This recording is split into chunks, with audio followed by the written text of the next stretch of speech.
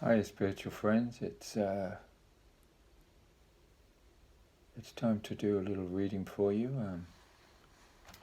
This is from The Unknown Life of Jesus Christ.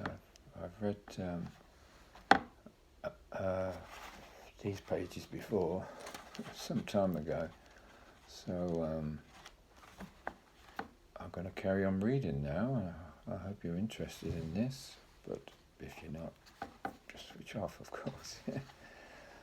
Anyway, I hope you're keeping safe in these difficult times, and I won't go on about that, but bless you, and I hope you're well and your loved ones. Right, here we go. I was struck by this recital of the Lama, the Prophet Isa, is another word for Jesus, his tortures and death, and our Christian Dalai Lama, the Buddhists recognizing Christianity. All these made me think more of Jesus Christ. I asked my interpreter not to lose a single word of what the Lama told me. Where can those writings be found, and who compiled them? I asked the monk. The principal scrolls, which were written in India and Nepal at different epochs as the events happened, are in Lhasa, several thousand in number.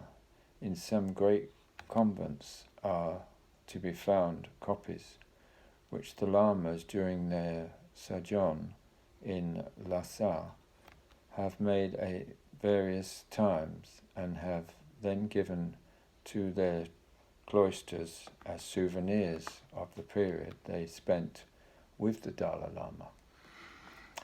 But you yourself, do you not possess copies of the scrolls bearing upon the Prophet Isa? We have not.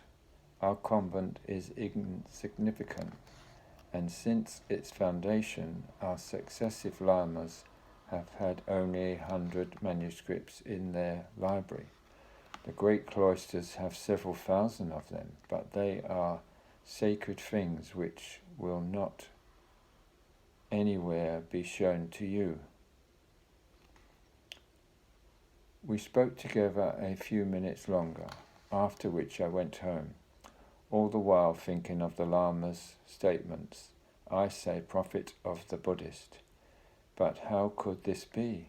Of Jewish origin, he lived in Palestine and in Egypt, and the Gospels do not contain one word, not even the least allusion to the past, which Buddhism should have played to the education of Jesus. I made up my mind to visit all the convents of the Tibet in the hope of gathering fuller information upon the Prophet Isa, and perhaps copies of the chronicles bearing upon this subject. We travelled the Namunkala Pass at 30,000 feet of altitude, whence we descended into the valley of the river Salamoshma. Turning southward, we gained Kaaba.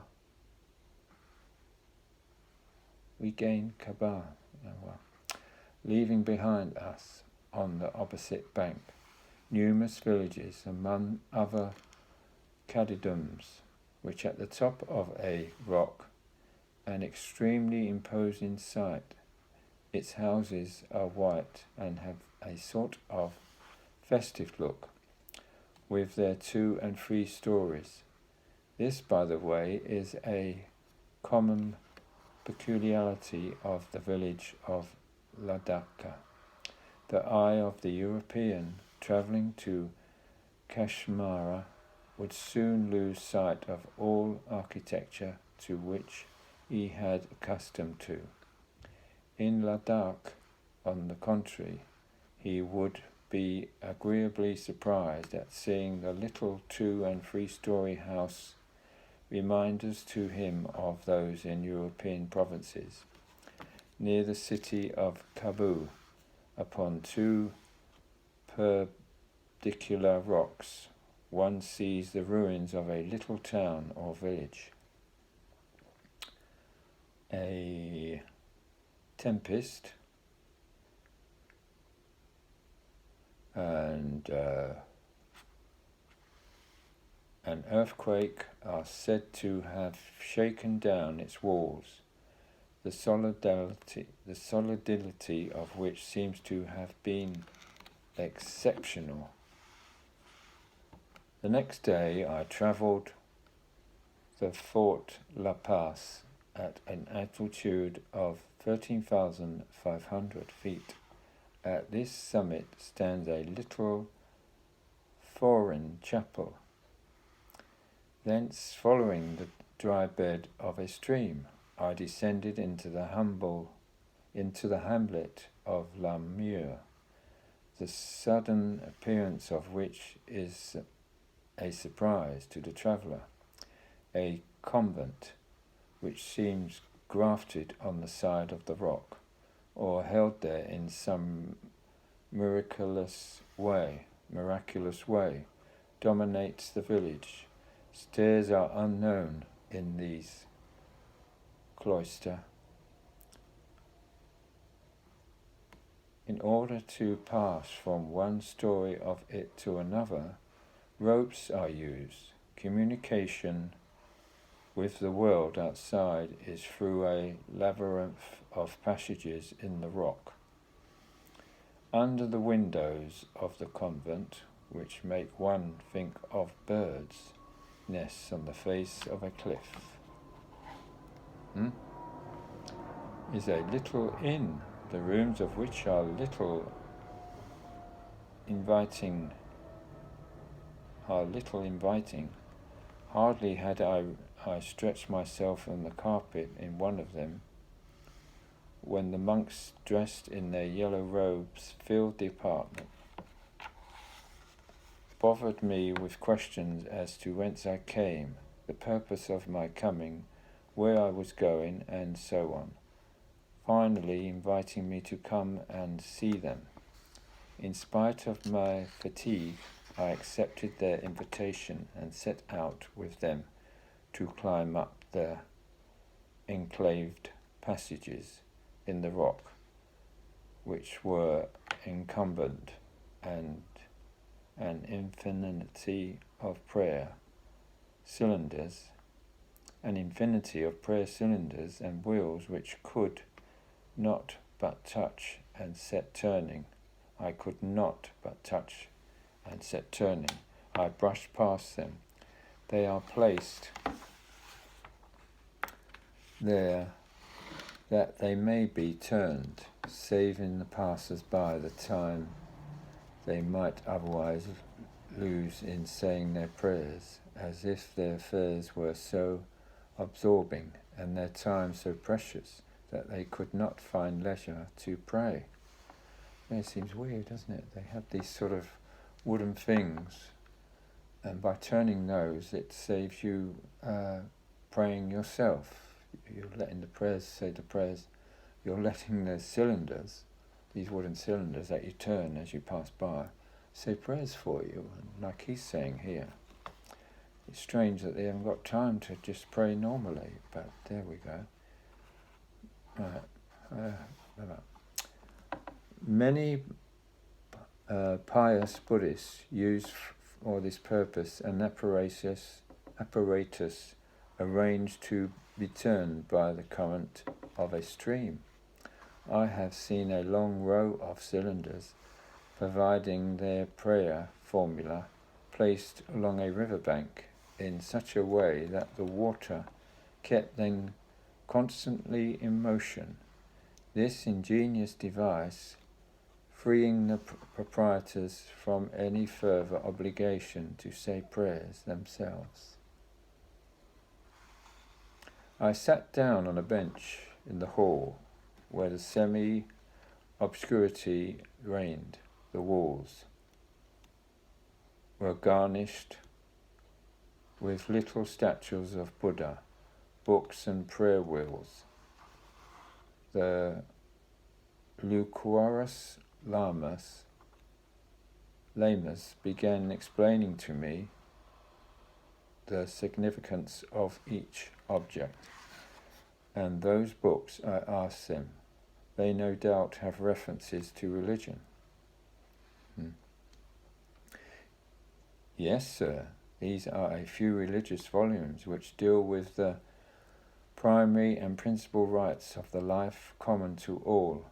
We possess several parts of the words of Buddha, consecrated to the great and invisible divine being, and to all that issue from his hands. Is there not among these books some account of the prophet Isaiah? No, sir, answered the monk. We only possess a few principal treatises relating to the observance of the religious rites. As for the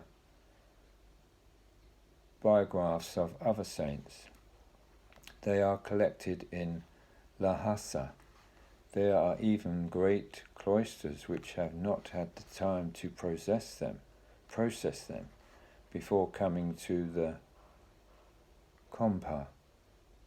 I, for several years, in a great convent on the other side of the Ladakh, and have seen there thousands of books and scrolls copied out of various books by the lamas of the monastery.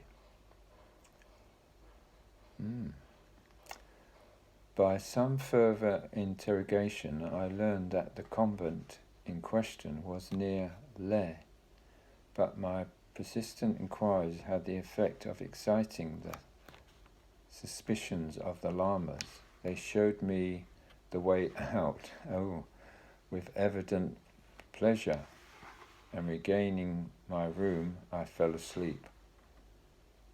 After a light lunch, leaving orders with the Hindu to inform me himself in a skillful way from some of the younger lamas of the convent about the monastery in which the chief had lived before coming to Lamari. Well, I'll leave it there. There's quite a lot of,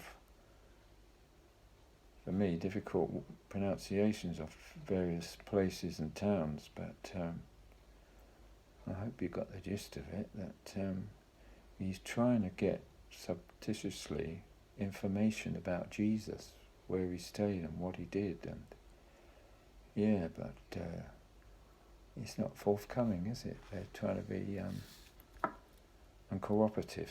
They don't want probably it getting out, and then they have loads of people come into like a trail to find where Jesus was in India. Yeah, it probably does go on now, I suppose, because this book was written a long time ago. Yeah, what does it say? 1887. Yeah, by this Russian guy, Nicholas Notovich. Yeah, I saw all this before when I read before. Anyway, it's interesting though, isn't it, to think that I've always wondered, and you might have come across it yourself, what happened to Jesus? Yeah, he just disappears, didn't he, from the Gospels? Yeah, suddenly,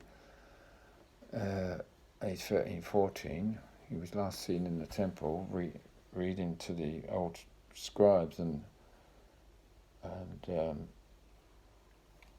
they were impressed at him reading out of the scrolls. So, and then he just disappears. Anyway, I believe in this book, and there's just so much evidence to say that it is true as far as I'm concerned, and so that answers a big question for me.